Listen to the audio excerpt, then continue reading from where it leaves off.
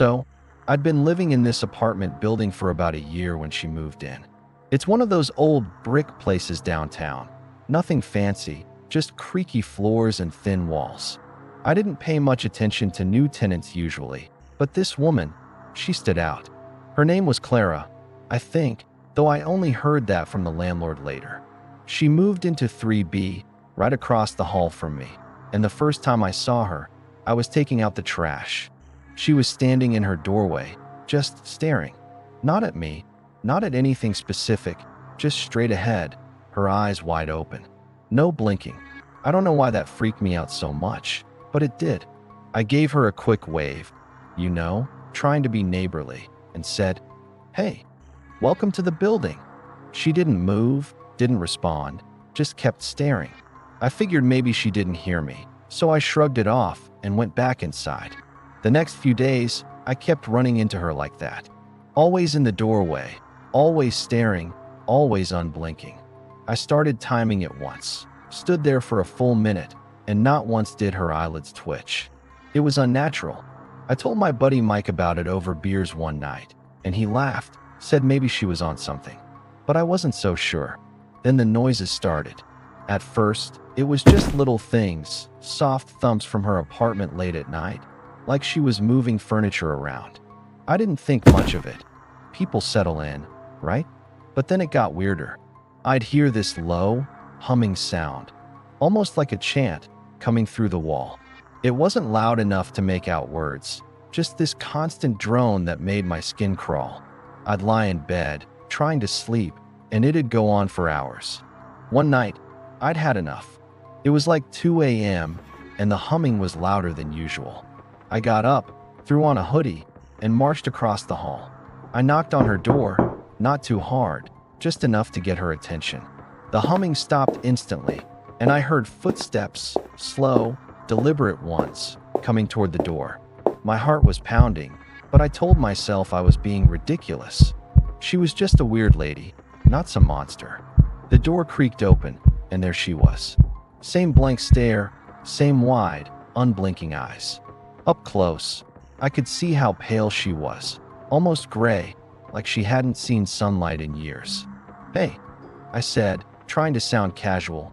"I'm from across the hall. The noise, it's kind of keeping me up. Could you maybe keep it down?" She didn't say a word, just tilted her head slightly, like a dog hearing a strange sound. Then she smiled. It wasn't a friendly smile. It was too wide, too stiff, like her face wasn't used to it. I mumbled something like, "Okay, thanks," and backed away. She didn't close the door, just stood there watching me as I fumbled with my keys and got back inside. I locked the door and leaned against it, feeling like an idiot for being so rattled. The next morning, I found something under my door. It was a piece of paper folded in half. I opened it, and it was just a single sentence written in shaky handwriting. "I see you too." My stomach dropped. I hadn't told anyone about her staring, so how did she know I'd noticed? I started wondering if she'd been watching me somehow, maybe through the peephole, or, I don't know, something worse. Things escalated after that. The humming got louder, and I started seeing her more often, not just in her doorway, but in the stairwell, by the mailboxes, always with that same unblinking stare. Once, I caught her standing outside my window on the fire escape at night. I live on the 3rd floor, and there she was, pressed against the glass, staring in. I yanked the curtains shut and called the landlord the next day, begging him to do something. He said he'd talk to her, but when he went to her apartment, he said it was empty. No furniture, no sign of her, nothing. I thought maybe she'd moved out, and I was relieved for about a day. Then I started finding little things around my place. Hairpins, scraps of paper, a button, stuff that wasn't mine. The humming came back too, but now it was inside my apartment, faint but constant, like it was coming from the walls. I'd check every room, but there was never anything there. One night, I woke up to silence.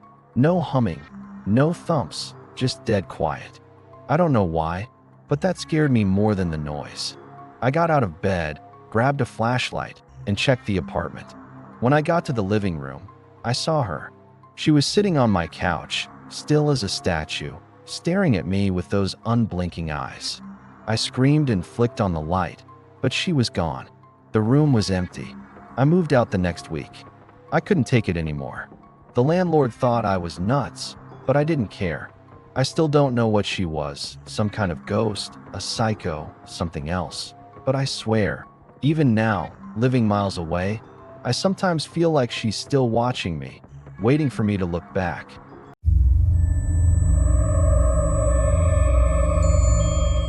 I've never been big on neighbors. I like my space, you know. So when I bought this little house out in the country, I was stoked. Big lot, trees all around, no one close enough to bother me. The realtor mentioned there was a guy living a half-mile down the road, but I figured that was far enough to keep things peaceful. Boy, was I wrong. I first saw him about a week after I moved in. It was raining hard, one of those summer storms that turns the sky black and floods the ditches. I was on my porch, sipping coffee, watching the downpour, when I noticed this figure walking up the road. He was wearing a bright yellow raincoat, the kind fishermen wear, with the hood up. He moved slow, like he didn't care about getting soaked, and he was headed straight for my place. I'm not unfriendly, so when he got closer, I waved and shouted, "Hey, you need anything?"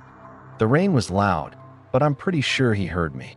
He didn't wave back, didn't say a word, just stopped about 20 feet from my porch and stood there, facing me. I couldn't see his face under the hood, just shadows, but I felt this weird chill, like he was sizing me up. After a minute, he turned and walked back the way he came. I figured he was just some eccentric local, maybe checking out the new guy, but it stuck with me. Something about the way he stood there, motionless, like a scarecrow in the rain. A few days later, I saw him again. Same yellow raincoat, same slow walk, but this time it wasn't raining. It was a clear afternoon, and he was trudging through the mud along the road. I was in my yard, fixing a fence post, and he stopped in the same spot as before, just watching me. I called out again, "Hey, man, you live around here?" Nothing. No nod, no wave, just that silent stare. Then he turned and shuffled off. It started happening more often. Every few days, he'd show up, sometimes in the rain, sometimes not. Always in that yellow raincoat, always stopping to watch me. I'd be mowing the lawn or getting groceries out of the car, and there he'd be. I never saw him come or go beyond that half-mile stretch of road, like he just appeared and disappeared into the trees. I asked around town about him, figuring someone would know who he was. The lady at the gas station got this funny look and said, "Oh, you mean Old Yeller? He's harmless, just likes to walk. Been around forever." She didn't elaborate, and when I pressed her, she changed the subject. It didn't sit right with me. Harmless people don't stare like that. One night, I heard something outside. It was late, maybe midnight, and I'd been watching TV. There was this faint tapping sound, like branches against a window, but steady, rhythmic. I grabbed a flashlight and looked out the back door. There he was, standing in my yard, about 10 feet away, tapping a stick against a tree. That yellow raincoat glowed under the flashlight beam, and for the first time, I saw his face, or what should have been his face. The hood was up, but where his eyes and mouth should have been, it was just dark, like a void. I yelled, "What the hell do you want?" and stepped outside, adrenaline pumping. He didn't move, just kept tapping that stick. Tap, tap, tap. I took a step closer, and he dropped the stick, turned, and walked into the woods. The next day, I found footprints in the mud around my house. Big, heavy ones, like he'd been circling the place all night. That's when I started locking my doors, something I'd never bothered with out here. I even bought a cheap security camera and set it up by the porch. For a while, it seemed to work. He didn't come back, and I started thinking maybe I'd scared him off. Then, a week later, I checked the footage. The camera had caught him every night, standing just out of sight, watching the house. He'd be there for hours, motionless, then leave before dawn. The worst part? The timestamp showed he was getting closer each time, first by the road, then the yard, then right up against the porch. I decided I'd had enough. I waited up one night with a baseball bat, ready to confront him. Around 1 a.m., I heard the tapping again, louder this time, right outside my front door. I flung it open, bat raised, and there he was, inches away, that empty face staring into mine. I swung, but the bat went right through him, like he wasn't even there. He didn't flinch, just stepped back and walked into the dark. I sold the house a month later. I don't care if it was a ghost, a nutcase, or something else. I wasn't sticking around to find out.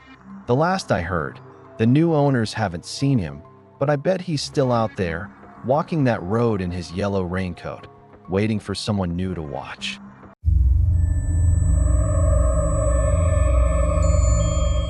When I moved into my new place, I thought I'd hit the jackpot. It was a little duplex on the edge of town, cheap rent, decent size, and a big backyard. The other half was occupied by this older couple, the Hendersons, who seemed nice enough. They were in their 60s, I'd guess, always puttering around their garden or sitting on their porch. They waved when I moved in, brought over a casserole, the whole neighborly deal. I figured I'd lucked out. The first few weeks were fine. I was busy unpacking, getting the place set up, so I didn't notice much about them beyond the occasional, "Hey, how's it going?" Then one night, I heard the singing. It was faint at first, coming through the shared wall. I was in my living room, watching some dumb reality show, when this soft, melodic sound started up. It was pretty, almost like a lullaby, but it had this weird undertone, like someone humming along with a radio that wasn't quite tuned right. I muted the TV and listened. It was definitely coming from the Hendersons' side, and it went on for maybe 10 minutes before stopping. I didn't think much of it. Maybe they liked music, or one of them sang in their spare time. But the next night, it happened again, same time, around 11 p.m., and this time, it was louder. I could make out words, though they didn't sound like English. It was more like a chant, repeating over and over, with this eerie harmony that made my hair stand on end. I knocked on the wall once, just to see if they'd quiet down, but it didn't stop until it was good and ready. By the third night, I was annoyed. I went over to their door, figuring I'd ask them to keep it down. Mr. Henderson answered, all smiles, and I said, "Hey, I've been hearing some singing at night. It's pretty loud. Any chance you could tone it down?" He looked confused, then laughed and said, "Oh, that's just the house settling. Old places make all kinds of noises." I didn't buy it. Houses don't sing, but I didn't argue.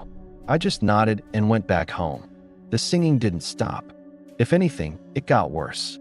It started earlier, sometimes as early as 9 p.m., and went on for hours. I'd hear it in my bedroom, in the kitchen, even outside in the yard, like it was following me. I started noticing other things too. The Hendersons never seemed to leave their side of the duplex. I'd see them on the porch, sure, but never going to the store or anywhere else. And their garden, it was full of these weird plants I'd never seen before, tall and spiky with flowers that smelled like rot.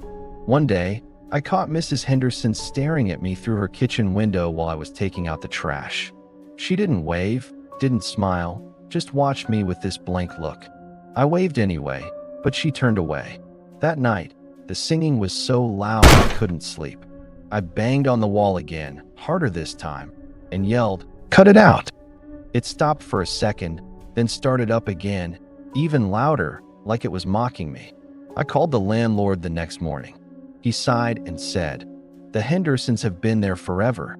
They're a little odd, but they pay on time. Just ignore it." Ignore it? How do you ignore something that sounds like a choir from hell? A few nights later, I decided to record it. I set up my phone by the wall and let it run. The singing started right on cue, and I got a solid 20 minutes of it, clear as day, with those strange, looping words. I played it back the next day, and it gave me chills all over again. I sent it to a friend who's into weird stuff, and he texted back, "Dude, that's not normal. Sounds like some kind of ritual chant. Be careful." That's when I started getting paranoid. I'd catch glimpses of the Hendersons through their windows, always standing, never sitting, just staring at the wall we shared. Once, I saw Mr. Henderson pressing his ear against it, like he was listening to me. I stopped sleeping in my bedroom after that, crashing on the couch instead, but the singing followed me there too. The breaking point came one stormy night. The power went out, and the singing started up, louder than ever. It wasn't just coming from their side anymore. It was everywhere, echoing through my whole house. I grabbed a flashlight and looked out the window. The Hendersons' porch was empty, their lights off, but I could see shadows moving inside. Too many for just two people. I don't know what possessed me, but I went outside and crept around to their back door. The singing was deafening now, vibrating through the ground. I peered through a crack in their blinds and saw them, dozens of figures, all in robes, standing in a circle in their living room. The Hendersons were in the middle, swaying, their mouths open in that awful song. But their eyes, they were white, completely white, like they weren't even human anymore. I ran back to my place, packed a bag, and got out of there. I stayed with a friend for a week, then broke my lease. The landlord was pissed, but I didn't care. I drove by the duplex a month later, just to see, and the Henderson side was dark, no cars, no sign of life. But as I sat there, engine running, I swear I heard it, that faint, eerie singing coming from my old half of the house. I don't know what they were doing or what they woke up with that song, but I'm not going back to find out. Sometimes, when it's quiet, I still hear it in my head, and I wonder if it's really gone, or if it's just waiting for me to listen again.